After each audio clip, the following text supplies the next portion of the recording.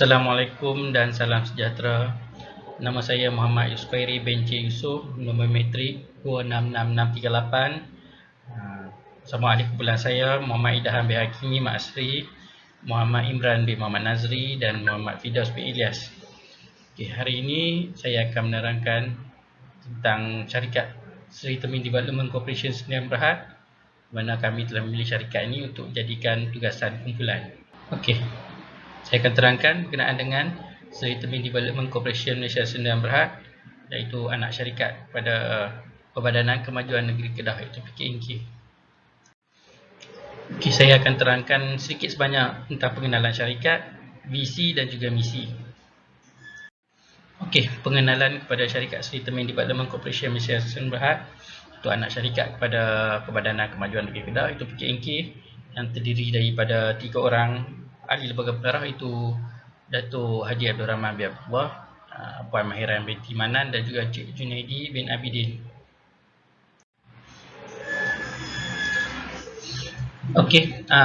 Latar belakang syarikat. Sri Temin Development Corporation Malaysia Sdn Bhd telah diperbadankan di bawah Akta Syarikat 1965 pada 15 Mac 1979. Pada itu ia beroperasi di Wisma Keladi, iaitu Sungai Petani. Pada penghujung 2002, syarikat ini dimiliki penuh oleh Perbadanan Kemajuan Negeri Kedah, iaitu PKNK, apabila PKNK yang dipengerusikan oleh mantan Menteri Besar Kedah pada waktu itu, iaitu Datuk Seri Syed Razak bin Said Zin, di mana kerajaan negeri telah membeli saham syarikat apabila beliau melihat potensi Sri Temin Development bagi membentuk sebagai strategi pertumbuhan untuk membantu badan utama PKNK dan untuk meningkatkan kestabilan keuangan serta aspek sumber manusia dan menyokong kerajaan negeri secara keseluruhannya untuk bergerak ke arah menjadi sebuah syarikat yang boleh membantu mencari rakam pelabur bagi menjana ekonomi untuk kerajaan negeri Kedah pada ketika itu. Selaku pengerusi JSC Kedah pada ketika itu, Datuk Seri MB melantik Datuk Syed Sobri bin Syed Hashim, iaitu mantan Yang Berhormat Adun Kuala Nerang, untuk menjadi Ketua Pegawai Eksekutif, iaitu CEO, bagi menerajui Sri Temin Development Corporation. Sri Temin Development Corporation juga sebagai sebuah syarikat Sdn Bhd dengan modal saham dibenarkan sebanyak 5 juta dan modal berbayar sebanyak 2 juta.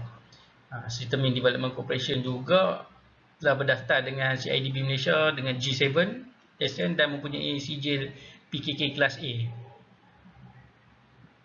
Syarikat Sri Temin juga sangat tertumpu pada pembangunan pembinaan dan penyelenggaraan bangunan yang mengkhususkan diri dalam kerja umum dan sivil serta dalam pengurusan projek.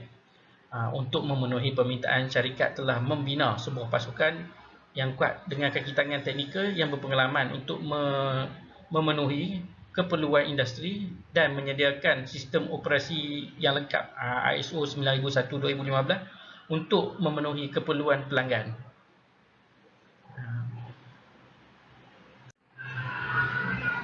Assalamualaikum warahmatullahi wabarakatuh. Saya Muhammad Fidaus bin Ilyas, metrik nombor 266921, akan meneruskan pembincangan mengenai syarikat Sri Temin Development Corporation Sdn Bhd, STDC.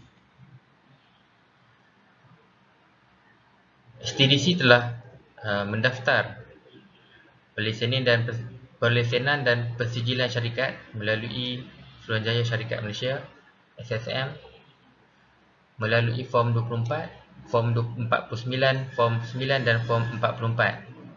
Mereka juga telah mendapat persijilan ISO 9001:2015. Selain itu, mereka juga telah mendapat pengiktirafan daripada Lembaga Pembangunan Industri Malaysia CIDB. Seterusnya, Bahagian Pembangunan Kontraktor dan Usahawan BPKU Kelas A. Mereka juga mempunyai lesen dengan Kementerian Kewangan Kerajaan Malaysia serta mendapat persijilan daripada Jabatan Kerja Raya.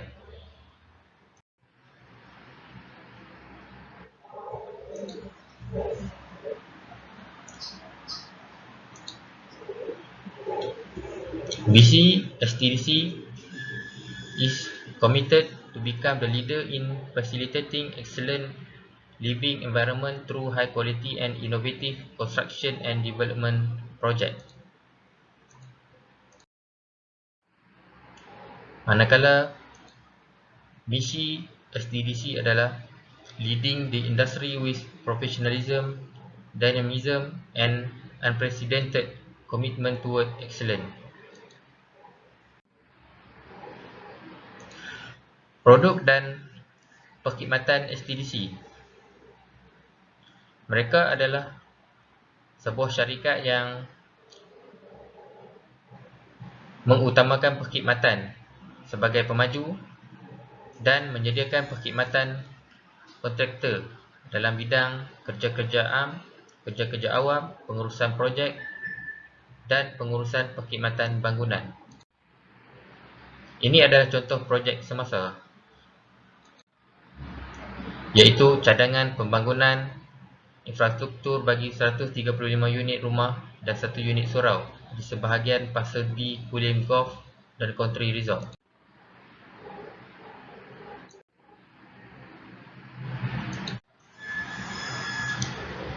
Setiap syarikat akan mempunyai pesaing dalam bidang yang sama.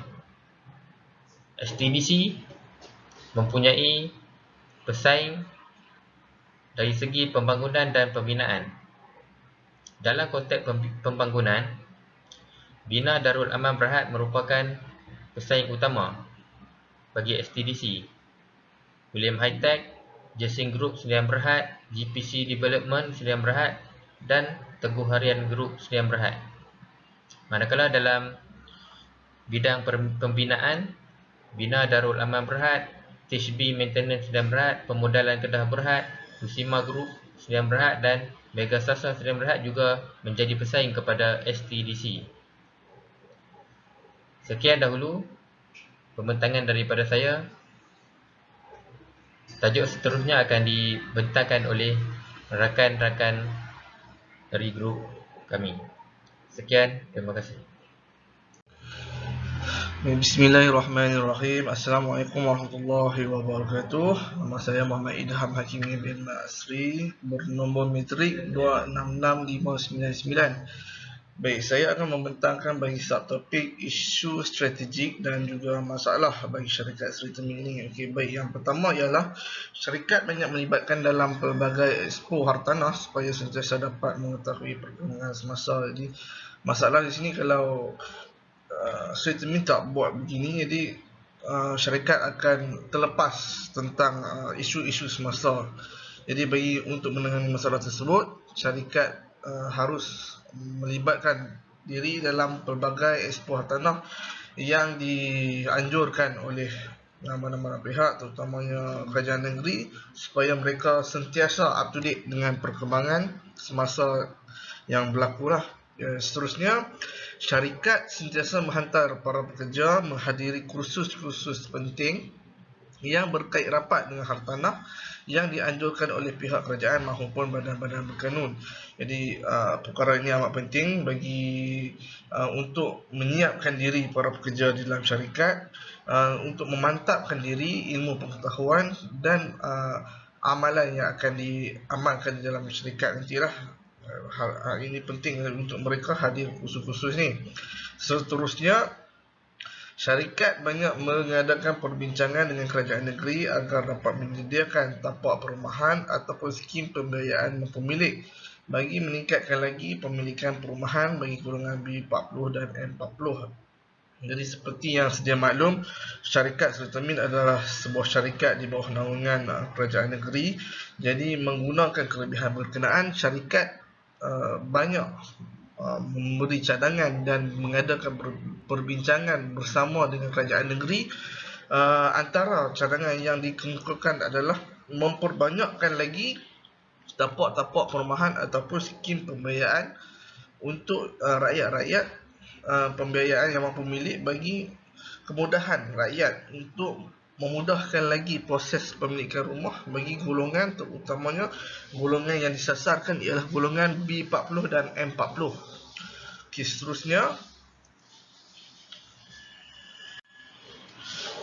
Subtopik yang seterusnya adalah analisis persekitaran. Baik, ada 4 analisis yang telah disenaraikan oleh syarikat. Yang pertama ialah politik. Seperti yang sedia maklum, kedudukan syarikat amat bergantung pada kestabilan politik disebabkan ia adalah hak milik kerajaan negeri. Jadi disebabkan syarikat Sri Termin ini adalah di bawah naungan kerajaan negeri, di bawah pemilikan kerajaan negeri, jadi ianya sangat bergantung kepada senario ataupun situasi politik semasa di dalam kerajaan negeri. Dan setiap perjalanan syarikat mestilah seiring dengan hasrat kerajaan negeri. Jadi contoh atau misalnya terdapat perubahan tampuk pimpinan kerajaan negeri, maka syarikat juga mendapat ataupun mengalami kesan terpaksa berubah ataupun melakukan perubahan mengikut hasrat dan matlamat kerajaan negeri yang ditetapkan oleh kerajaan semasa lah. Yang kedua ialah ekonomi. Kedudukan ekonomi sangat penting dan memberi impak besar kepada syarikat. Jika ekonomi menurun, syarikat akan turut terjejas akibat aliran kewangan yang tidak memuaskan. Seperti yang saya sebut sebelum ni lah, syarikat adalah di bawah naungan kerajaan negeri. Sekiranya kedudukan ekonomi kerajaan negeri itu tergugat ataupun terkesan, maka ia juga akan memberi kesan yang besar kepada syarikat. Yang ketiga ialah daripada sudut sosial. Persekitaran sosial yang sihat sangat perlu bagi menjamin keharmonian sekaligus meningkatkan produktiviti. Benda ni berlaku kepada semua, kebanyakan organisasi lah. Maksudnya persekitaran sosial ataupun persekitaran organisasi secara dalaman ataupun luaran yang sihat semestinya lah, mesti akan meningkatkan produktiviti dan kecekapan sesebuah organisasi itulah. Seterusnya daripada sudut pandangan teknologi. Bagi syarikat Sri Termin ni yang mengusahakan yang bidangnya adalah di dalam bidang pembinaan, jadi dalam sudut teknologi, syarikat Sri Termin melihat bahawa penggunaan teknologi pembinaan terbaru adalah sangat perlu. Ini bagi memastikan syarikat Sri Termin tidak ketinggalan berbanding pesaing-pesaing syarikat-syarikat yang lain yang telah mengupgradekan atau menambah baikkan daripada sudut penggunaan teknologi mereka.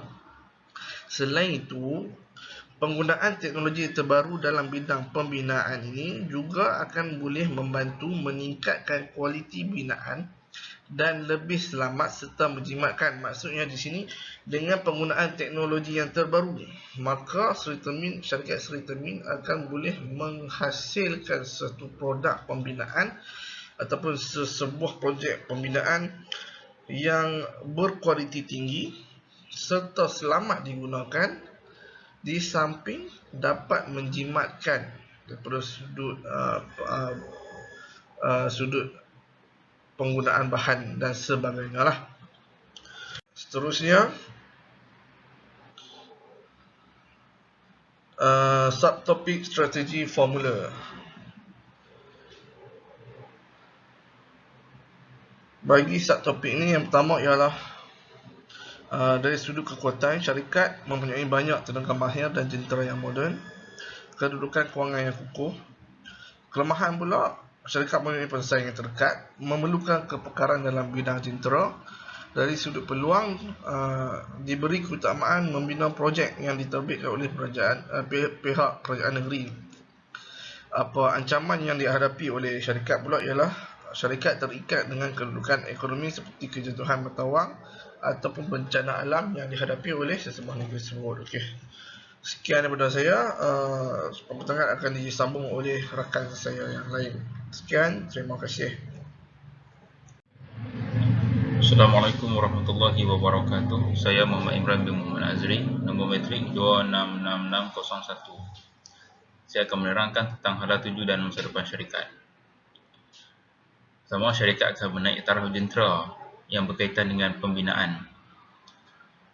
Ini bermaksud segala jentera dan peralatan teknologi yang termoden akan digunakan oleh pihak syarikat bagi memudahkan dan menambah segala fungsinya dengan baik serta dapat menyiapkan segala projek dengan cepat dan pantas.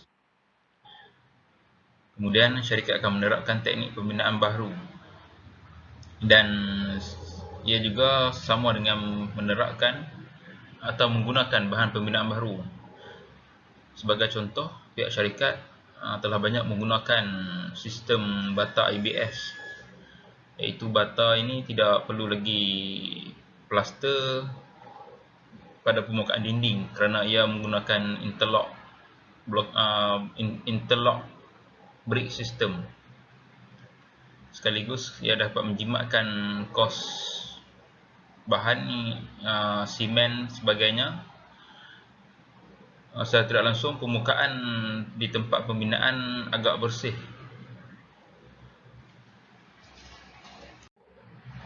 Okey, sebagai syarikat yang ingin menjaga imejnya, syarikat perlu menepati setiap jadual masa yang telah ditetapkan. Sebagai contoh, terma-terma yang perlu dipatuhi dalam setiap surat penganugerahan kontrak tersebut. Syarikat perlulah menyiapkan projek dalam tempoh masa yang diberikan jika ingin mendapatkan projek-projek lain. Kerana jika syarikat dapat menyiapkan sesuatu projek dalam tempoh yang ditetapkan, ia adalah menjadi rekod dan panduan untuk klien atau pelanggan lain bagi melantik projek baru kepada syarikat. Sebagai sedia maklum, sebelum syarikat hendak memulakan sebarang projek, syarikat akan dikenakan wang jaminan atau bon jaminan dalam jumlah tertentu. Jika syarikat tidak dapat menyiapkan projek dalam tempoh yang ditetapkan, mungkin pihak pelanggan akan mengenakan dalam bentuk tindakan seperti penalti atau denda dalam bentuk bayaran. Sekaligus berkemungkinan bon jaminan yang dibayar pada awal sebelum memulakan projek akan dihapus kira. Jika pihak syarikat tidak dapat menyiapkan pelbagai projek dalam tempoh yang ditetapkan, kemungkinan syarikat akan menghadapi masalah, iaitu kontrak ditamatkan sekaligus ia akan mencemar nama baik imej syarikat dan akan membolehkan syarikat disenarai hitam. Oleh yang demikian, pihak syarikat sentiasa menepati masa dalam menyiapkan segala projek yang telah ditetapkan. Akhir sekali, cadangan strategi syarikat. Pertama, syarikat akan memaksimumkan penggunaan Industrialized Building System, iaitu bertepatan dengan Revolusi Industri 4.0. Ia adalah bertujuan untuk mengurangkan kos atau tenaga kerja kerana syarikat ingin menyasarkan segala projek ini kepada golongan D40 dan M40. Objektif utama syarikat ialah bukan untuk mencari keuntungan semata-mata, namun untuk menyediakan kediaman perumahan mampu milik kepada semua rakyat golongan sasar. Kedua, syarikat akan menggunakan penggunaan teknologi hijau yang mesra alam sekitar. Ini bertujuan untuk menambah nilai dan menjimatkan segala sumber yang telah banyak digunakan. Syarikat akan merujuk kepada pakar-pakar supaya bahan yang digunakan sesuai dengan geografi dan iklim di Malaysia. Akhir sekali, strategi pemasaran produk. Syarikat akan bekerjasama dengan pelbagai agensi lain. Walaupun syarikat ini adalah hak milik kerajaan negeri Kedah, syarikat akan terus bersama dengan agensi seperti Felda dan Fekra supaya ia dapat membina lebih banyak lagi rumah mampu milik kepada golongan peneroka baharu generasi yang kemudian. Syarikat akan bekerjasama di mana akan dapat seperti mana win-win situation, di mana peneroka akan mendapat rumah manakala syarikat akan mendapat sedikit keuntungan dalam menyiapkan projek yang telah diberikan. Syarikat juga akan mempromosikan pelbagai produk yang telah berjaya dibina dan disiapkan. Sebagai contoh, projek perumahan yang telah berjaya akan dibuat promosi di dalam atas talian bagi memudahkan pelanggan memilih dan membeli rumah kediaman mengikut cita rasa dan harga mampu milik. Sekian, terima kasih. Assalamualaikum warahmatullahi wabarakatuh.